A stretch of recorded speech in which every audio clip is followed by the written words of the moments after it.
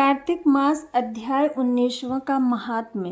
राजा पृथु ने पूछा, हे नारद जी, अब आप यह कहिए कि भगवान विष्णु ने वहां जाकर क्या किया तथा जलंधर की पत्नी का पतिव्रत किस प्रकार भ्रष्ट हुआ। नारद जी बोले, जलंधर के नगर में जाकर विष्णु जी ने उसकी पतिव्रता स्त्री वृंदा का पतिव्रत भंग करने का विचार किया।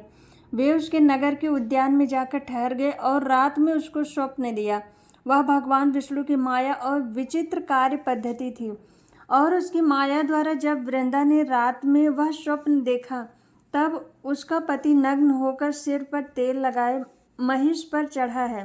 वह काले रंग के फूलों की माला पहने हुए है तथा उसके चारों ओर हिंसक जीव हैं। वह सिर मुड़ाए हुए अंधकार में दक्षिण दिशा की ओर जा रहा है। उसने नगर को अपने साथ समुद्र में डूबा हुआ इत्यादि बहुत से स्वप्न देखे। तत्काल ही वह स्वप्न पर विचार करने लगी। इतने में उसने सूर्य देव को उदय होते हुए देखा तो सूर्य में उसे एक छिद्र दिखाई दिया तथा वह कांतिहीन था। इसे उसने अनिष्ट जाना और वह भयभीत हो रोती हुई छज्जे अटारी तथा भूमि कहीं भी शांति को प्राप्त न हुई।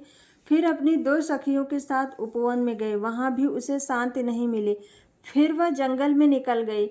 वहां उसने सिंह के समान दो भयंकर राक्षसों को देखा जिससे वह भयभीत हो भागने लगी। उसी क्षण उसके समक्ष अपने शिष्यों सहित शांत मौनी तपस्वी वहां आ गया। भयभीत वृंद उसके गले में अपना हाथ डाल उससे रक्षा की याचना करने लगी।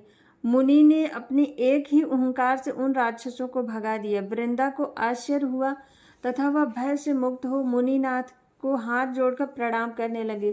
फिर उसने मुनि से अपने पति के संबंध में उसके कुशल क्षेम का प्रश्न किया। उसी समय दो बानर मुनि के समक्ष आकर हाथ जोड़कर खड़े हो गए और ज्यों ही मुनि ने भ्रुकुटी संकेत किया त्यों ही वे उड़कर आकाश मार्ग को चले गए। फिर जलंधर का सिर और धड़ लिए मुनि के आगे आ गए। तब अपने पति को मृत हुआ जान वृंदा मूर्छित हो पृथ्वी पर गिर पड़ी और अनेक प्रकार से दारुण विलाप करने लगी। तत्पश्चात उस मुनि से कहा, हे कृपानिधे, आप मेरे इस पति को जीवित कर दीजिए। पतिव्रता दैत्य पत्नी ऐसा कहकर दुखी श्वासों द्वारा छोड़कर मुनीश्वर के चरणों पर गिर पड़ी। तब मुनीश्वर ने कहा, यह शिव जी द्वारा युद्ध में मारा गया है, जीवित नहीं हो सकता, क्योंकि जिसे भगवान शिव मार देते हैं वह कभी जीवित नहीं हो सकता। परंतु शरणागत की रक्षा करना सनातन धर्म है।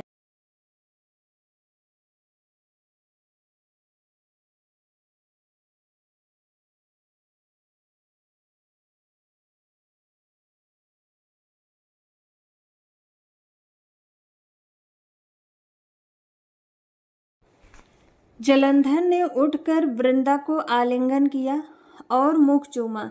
वृंदा भी पति को जीवित हुआ देखकर अत्यंत हर्षित हुई और अब तक हुई बातों को स्वप्न समझा। तत्पश्चात वृंदा सकाम को बहुत दिनों तक अपने पति के साथ विहार करती रही।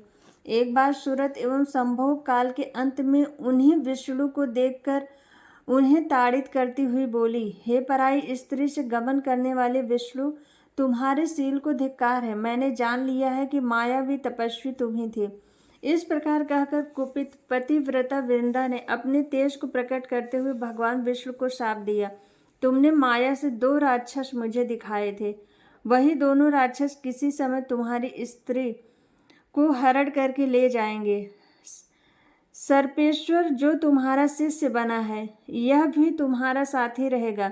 जब तुम अपनी स्त्री के विरह में दुखी होकर विचरोगे उस समय बानर ही तुम्हारी सहायता करेंगे। ऐसा कहती हुई पतिव्रता वृंदा अग्नि में प्रवेश कर गई। ब्रह्मा आदि देवता आकाश से उसका प्रवेश देखते रहे।